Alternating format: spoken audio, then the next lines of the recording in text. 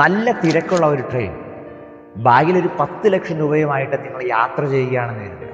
നിങ്ങളൊന്ന് ആലോചിച്ച് നോക്കിയേ, ഈ യാത്രയിലുടനീളം നിങ്ങളുടെ ശ്രദ്ധ മുഴുവനും ഈ ബാഗിലായിരിക്കും. ഈ പണം ആരെങ്കിലും അടിച്ചു മാറ്റിക്കൊണ്ട് പോകുമോ, അല്ലെങ്കിൽ ഇത് സേഫ് ആണോ എന്നിങ്ങനെ മുഴുവൻ സമയവും നിങ്ങളുടെ ചിന്തയും ശ്രദ്ധയും ഒക്കെ ഈ ബാഗിൽ തന്നെയായിരിക്കും. ഇന്നത്തെ സുവിശേഷ ഭാഗത്ത് നമ്മൾ വായിക്കുന്നുണ്ട്, നിങ്ങളുടെ നിക്ഷേപം എവിടെയോ അവിടെ ആയിരിക്കും നിങ്ങളുടെ ഹൃദയവും. അത് തന്നെയാണ് എനിക്ക് പറയാനുള്ളത്. നിക്ഷേപത്തിൽ ശ്രദ്ധയുണ്ടാകണം. നമ്മുടെ ഏറ്റവും വലിയ നിക്ഷേപം എന്ന് പറയുന്നത് എന്താണ്? അത് നമ്മുടെ ഈശോ തമ്പുരാൻ തന്നെയാണ്. ഏത് തിരക്കിൽ നീ പെട്ടാലും നീ ഓർക്കണം, നിന്റെ നിക്ഷേപം കൂടെയുണ്ടോ, കർത്താവ് കൂടെയുണ്ടോ എന്ന്. അതിങ്ങനെ ഇടയ്ക്കിടയ്ക്ക് പരിശോധിച്ചുകൊണ്ടിരിക്കണം.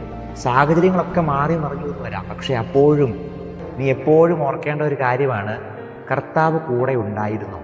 ഈ കഴിഞ്ഞ ദിവസം ഒരു ബ്രദർ എന്നോട് പറഞ്ഞ് ഞാൻ ഓർക്കുകയാണ്, അച്ഛാ, കോളേജിലൊക്കെ വരുമ്പോൾ കുട്ടികളെല്ലാം ക്രിസ്ത്യൻ കുട്ടികളാണ്, അവർ കൊന്ത ഊരി പോക്കറ്റിലിട്ടേ വരുള്ളൂ. കാരണം അവർക്ക് നാണക്കേടാണ്.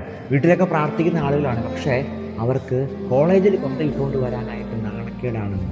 ക്രിസ്തുവിനെ പ്രഘോഷിക്കാനായിട്ട്, ക്രിസ്തീയ മൂല്യങ്ങളിൽ ഉറച്ചു നിൽക്കാനൊക്കെ നമ്മുടെ കുട്ടികൾ ഇന്ന് മടി കാണിക്കുന്നുണ്ടെങ്കിൽ നമ്മുടെ നിക്ഷേപങ്ങൾ എവിടെയൊക്കെയോ മാറിപ്പോയിട്ടുണ്ട്. കർത്താവിനെ ഞാൻ എവിടെയൊക്കെയോ കളഞ്ഞു പോയിട്ടുണ്ട് എന്നുള്ളത്. നിക്ഷേപത്തിൽ ശ്രദ്ധയൂന്നി ക്രിസ്തുവിനെ കൂടെ കൊണ്ടു നടക്കാനായിട്ട് എപ്പോഴും നമുക്ക് സാധിക്കട്ടെ.